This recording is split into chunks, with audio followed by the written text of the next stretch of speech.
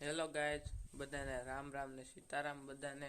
તો મારા નવા બ્લોગમાં તમારું સ્વાગત છે. તો મિત્રો, જો મારા ઘરે ક્યાં ક્યાં વૃક્ષો છે તેની મુલાકાત આજે મારા આ વિડીયોમાં લેવાનો છો. તો મારો વિડીયો એન્ડ સુધી તમારે જોવાનો છે.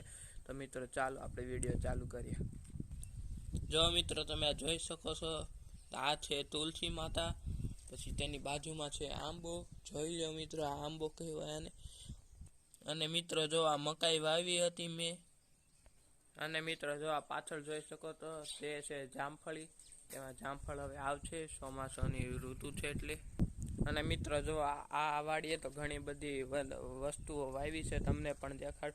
મિત્રો, જો આ છે તે આપણે ગલગોટા છે, આ ત્રણેય. અને મિત્રો, આ રીંગણિયું છે, આ મરચી છે, આ પપૈયા છે, અહીંયા આંબો એક ઉગ્યો છે. જો મિત્રો, આ લીંબુડી છે. અને મિત્રો, જો અહીંયા પણ એક પપૈયા વાવ્યા છે.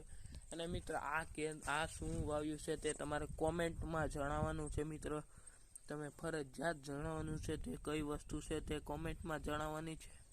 અને મિત્રો, અત્યારે જો તડકો ઘણો બધો છે, જોઈ લો મિત્રો.